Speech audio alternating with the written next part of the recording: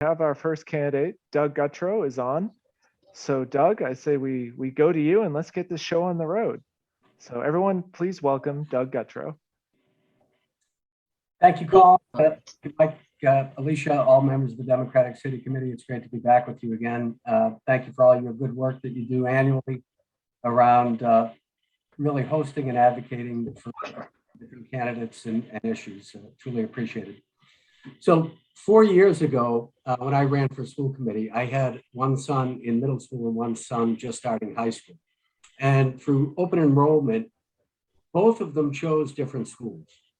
My son Brian chose Quincy High School and my son Scotty chose North Quincy High School. Well, it gets a little bit crazy at dinner time on Thanksgiving Day. Their choice really gave me a unique vantage point as a parent with a lens into both high schools that's extremely valuable to me, both as a parent and frankly, as a school committee member as well.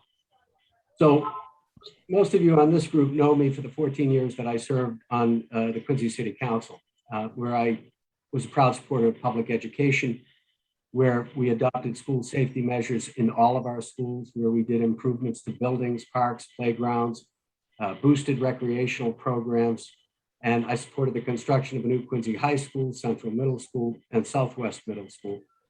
What you may not know about me is that I've taught at the college level in both the undergraduate and graduate levels for 20 years. So I've spent time in front of a class preparing lesson plans and trying to earn the respect of my students. So I have enormous respect for the teachers that we have in QPS. Over the past 4 years, I've been proud to serve on a school committee that put a Chromebook in the hands of every middle school and high school student that needed one, adopted a comprehensive digital literacy curriculum, established an equity, diversity, and inclusion subcommittee, increased school safety measures. We hired the first superintendent in 20 years. We doubled the number of dual enrollment classes that help high school students get college credit. We bolstered career and tech education classes over the last 4 years, and we passed a school lunch policy that ensures a hot lunch for every student, regardless of their ability to pay. And as we turn the page on this pandemic, as a parent and as a school committee member, I know first and foremost that getting our kids back in the classroom safely was not only important, but it was necessary. So moving forward, my priorities include assessing the social emotional impact and the learning loss from remote learning and the impact that it's had on our students. I think it's critical that we resolve the outstanding employee contracts, including the teachers union. I think we need to stay vigilant on student safety. We've had several incidents this year already, and keeping our teachers and students safe is of paramount importance. Keeping our class sizes low and ensuring sufficient support staffing is always important. And I think constant vigilance on our facilities and technology is a must. And finally, I've advocated for this in my 4 years when we set goals for the school committee. But I really believe that we should look at universal pre-K options and evaluate that. I really think that early learning makes a world of difference. I'll leave it at that. Thank you, School Committee Member Gutro. This is Joe Murphy, and I have the first question for you. What are your priorities for the Quincy school system in the coming year? Hey, thanks, Joe. Well, I mentioned some of those priorities. First and foremost, it's getting and keeping the kids safely back in the classroom, and I think that we've managed to do that. Second, it's settling the unsettled contracts that we have with all of our unions. I think first and foremost, we need to acknowledge their contributions over the course of the pandemic, and we need to fairly take care of them. I think constant vigilance, as I said, on school safety measures is going to be critical. We've had a number of incidences, and I think the communication from the principals thus far has been terrific, and I think the work of the security team has been great as well.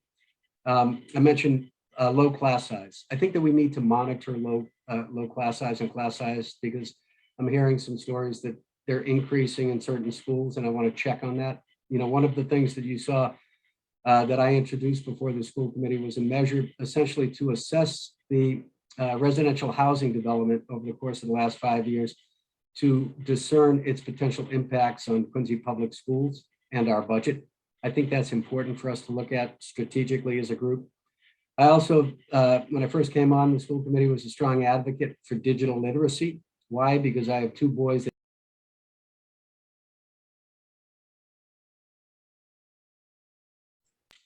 Sorry, could you please? I'm sorry. Am I muted? School committee member Gutro, can you do the last 10 seconds? Your audio cut out. Yeah, I think I was mentioning digital literacy and why digital literacy is important to me because I have a personal interest. As I said, I have two sons that got to high school without taking a typing class. All of us know that have kids that every kid has a tablet, a computer, or in many cases, a phone. And all of the homework assignments are required to be typed and submitted through Google Docs. So not just typing, but digital literacy, understanding how to surf the internet, some of the cyber attack potential issues, how to do research. All of that is extraordinarily important. And I'm proud that we adopted a digital literacy curriculum for our students. And you would be curious to know that typing or keyboarding, as they call it, is introduced now in the 2nd grade. That's a big deal. I think, advocating for diversity, not just in our curriculum, but also in our recruitment of teachers is an important factor. I'm proud to be one of 3 members of the Environmental Diversity and Equity Inclusion Subcommittee, and we've got about 14 different topics that we target in that subcommittee. School committee man Frank Santoro is the chair of that. Emily Lebo and I also serve. It's a constant effort to look at some of the facility issues that are in our schools. Maintenance is a permanent and an important thing. I think one of the issues that came out of this pandemic was the importance of looking at air quality and HVAC systems. And I think that is a COVID keeper. And there's a list of COVID keepers that I think are important for us to look at as we move forward.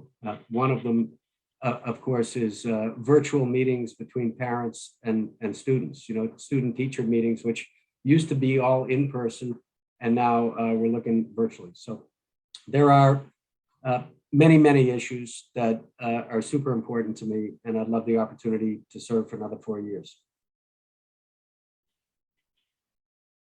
Well, I had the second question, and kind of like the first, when you did your opening and did your priorities.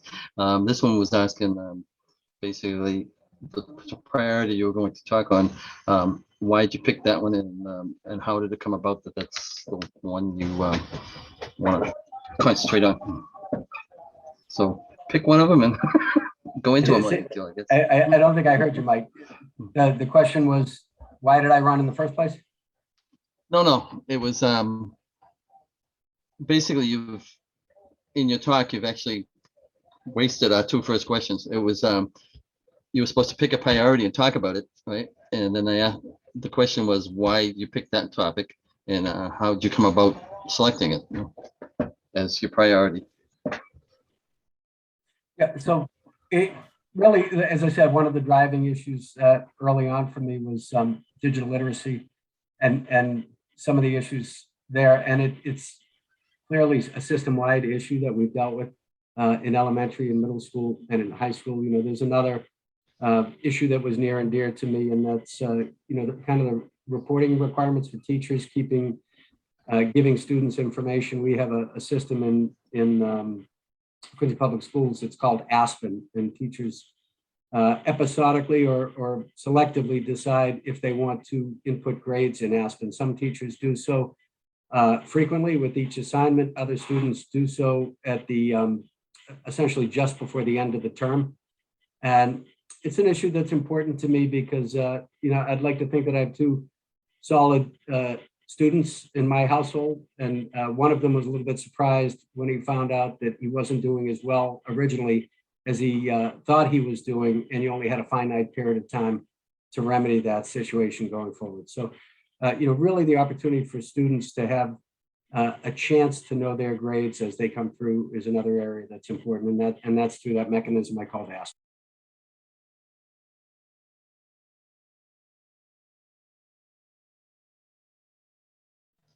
David, you had the third question.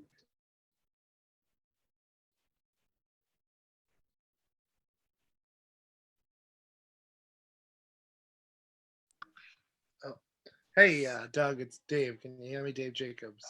Hey, David. All right, good. I couldn't unmute myself. I was waiting for someone to unmute me. So, Doug, in your own words, can you define critical race theory as it relates to education? And can critical race theory be beneficial to students? Why do you think it would be? Why do you think it would be or would not be beneficial for students in Quincy? Number one, it's interesting. Every door that I've knocked in the city, and I'll be curious to see what my fellow candidates say. Every door that I've knocked in Quincy, I've had people raise, not every door, but every time someone has raised critical race theory in Quincy, it's because they don't support it. I've yet to have one person say to me, we need critical race theory in the city of Quincy. The school committee has not had a presentation on critical race theory. And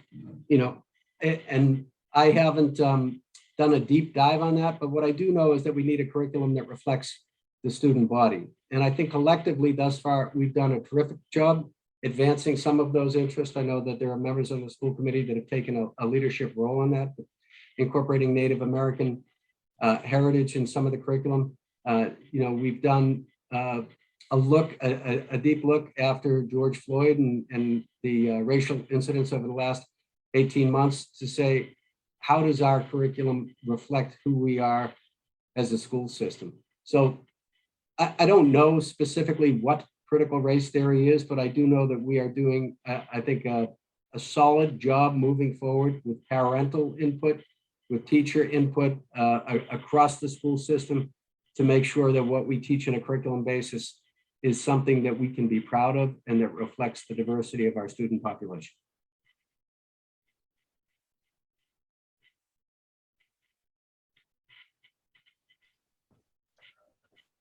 All right, so the fourth question is, how would you intend to balance the needs of the taxpayers with those of our school children?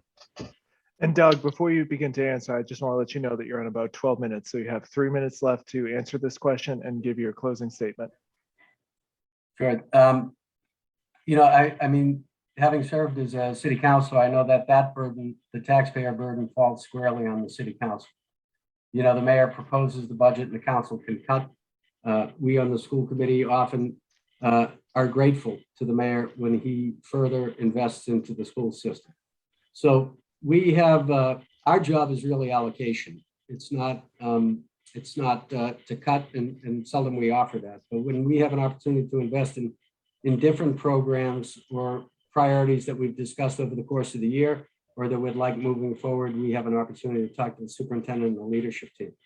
And we've done just that during COVID with some of the grant funding, the ESSER grant funding that has dealt with social, emotional, and learning loss, technology, and so forth. So to me, it's really about allocation. That's the different role that you have on the school committee than budgeting. Okay, now at the 13-minute mark, Doug, would you like to answer another question really quick or just go right into your closing statement? No, sure, I'll have one more if you're going. All right, this is okay. As a school committee member, you will have to make some budget decisions.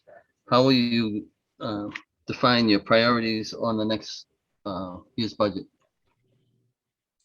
We have a matrix that since I've been on the school committee and frankly, probably since Dr. DeCrisто was around, that puts students at the center of all of our decisions.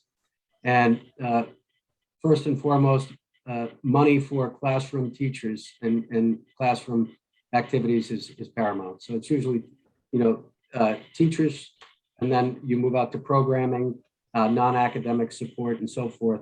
I think that framework is the right framework. And the more that attention that we can have inside the classroom for the kids is where our best money is spent.